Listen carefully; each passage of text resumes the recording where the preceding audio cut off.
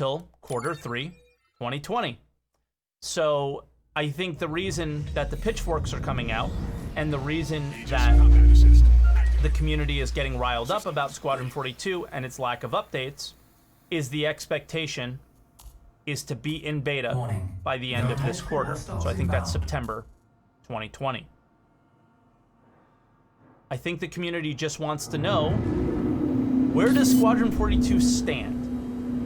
And the update that they were going to give us was an update on things that they're working on inside Squadron 42. That's not what we want. The community wants to know, where does it stand? How close is it from beta? How far is it from beta? Is it delayed again? Just talk to us. That's my perspective. That's my point of view. If this is your first answer to the call, the reason for this podcast, and that's what it is, it's a podcast, is to allow for members of the community that may not be streamers, YouTubers, and other forms of content creator to come on the show and have their opinions outweigh the overall communities. This allows any member of the Star Citizen community, unfortunately because it's on my Twitch channel, it tends to be my little community, but I would like to get it wider and wider and wider if we can, to come on and share their opinions about things in Star Citizen, and for today's topic, your thoughts on the Squadron 42 update. So without further ado, we will jump in and start with our first caller, IDDKFA. Let's bring him in here. IDD, how you doing today? Hey, Mike, how you doing? I'm good. Oh man, married man now. Congratulations.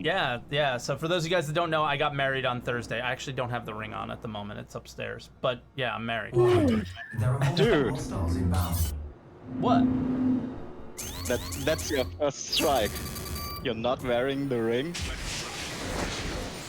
No, I'm gonna wear it to work today.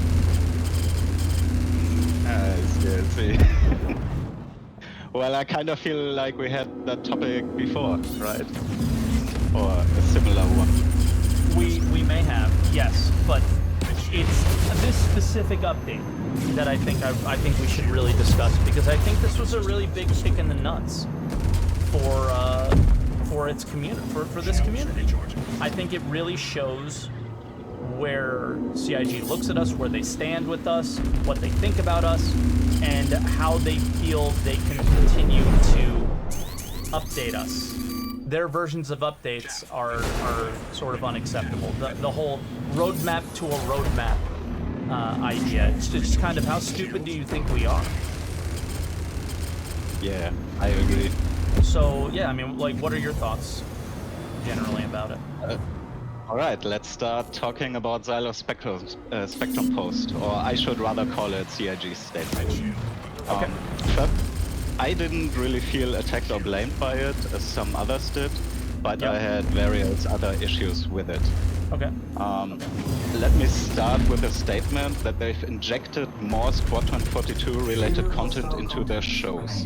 Yes, there was a Squadron 42 themed Calling All Devs, but first of all, that was more of a reaction to the, for several months, not updated pre-existing roadmap, and Yeah. secondly, more about why the way they initially did the roadmap wasn't working, plus some vague glimpses and ideas of what they want to achieve with the new roadmap.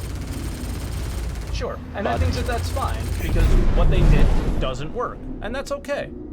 You know? Yep.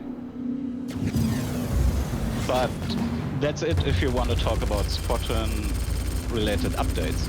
Yes, there was more mentioned in the post, but that stuff went like, and we use this in Star Citizen and Squadron 42. So share tag is now proof you kept us updated. Yeah. Like, wow. Next time they show off a new character animation, I should go like, fuck yeah, nice Squadron update. I mean, really, that's hardcore reaching. Yeah. The whole thing is when they touch on the monthly reports, I think most people don't read those, and it really does update what they're doing. So if you take the time to read those, which, you know, 900% of the clickbait Star Citizen's community is mad at Star Citizen YouTube videos and articles, never read a monthly report, right? Most of the Star Citizen community doesn't read the monthly report. Yeah, for me, it's if you trust what they are saying, like that's sadly a big issue for me. I sort of do, yeah. The thing is those updates are made by the devs and not the marketing side of things. True. So I sort of do trust those updates of what's going on, and typically because what you see in those updates does make it into Star Citizen, and like for the PU one, so why wouldn't I trust them? Everything makes it in eventually, right? Yes, but it makes